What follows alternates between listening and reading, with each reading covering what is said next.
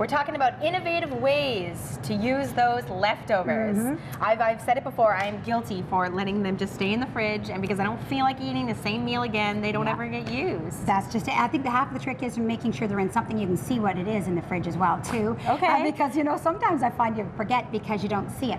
And then it's drawing it out and just playing with it. So just consider it a play date with your leftovers. Okay, so who have you invited to our play date here today? Today we have the brown rice. You know, she sort of is the star here, we bet. But we also, you could use quinoa, you could use any other type of rice. You could even go ahead and use a new grain that's out, and it's called frike. And it's a really cool, it's green, so it looks really nice in a salad too. But it's much along the lines of the quinoa, but it's a little more sturdy, a little less sturdy, I'm sorry, than the quinoa. And you can pick that up at Foodsmiths. You can, this is it. It's just new and it's really fun. So we played with that the other day. And then use your leftover chicken, again, probably leftover from Sunday, and whatever vegetables. So right here we've got the broccoli and carrots, but you could use mixed vegetables or just carrots, but whatever you have in the fridge. Okay, what do I do? You're gonna put your chicken in with your rice, your broccoli. Now that parsley, of course, you don't have to put that in there. You can afterwards, mind you. Okay. So just pop that in, your leftover vegetables. Alrighty, and then my veggies.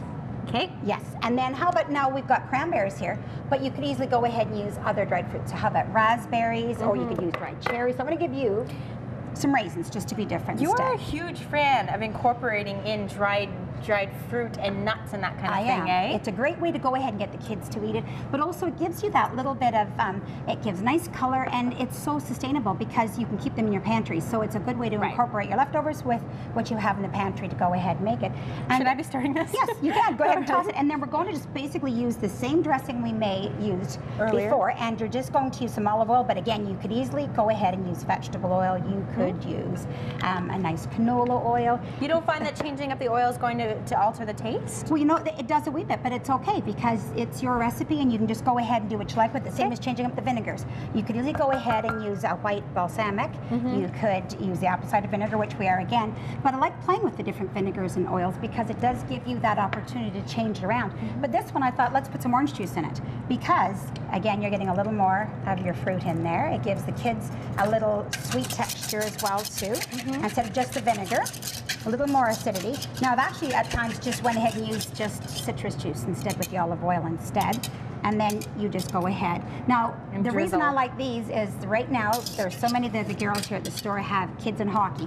And it's like they try to get home from work, they have to pick up the kids, and yet give them something sustainable as they're driving down the road, you know, instead of stopping at a fast food place, right? So here you have your chicken, your vegetables, your starch, everything you need with your carbs, and they're on their way with a really nice snap lid container. Super quick. Good to go. Yeah. Where did my fork go?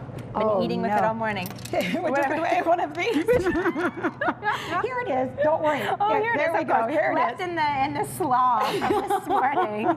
Thank you very much for having us here today. Troubles. And it's nice to see there are so many different things that you can do with those leftovers that are tasty but so easy. Absolutely. We've done each one of them in under what, 3-4 minutes, and I mean the longest time was really the preparation, right? Exactly, and you're already doing it on the weekend anyway, right? And that's why it's, even if you're not going to have leftovers, because that salad is really good, so you may not make a little extra, and you're good to go for the week. Perfect. Thanks a lot, Marilyn. You're welcome.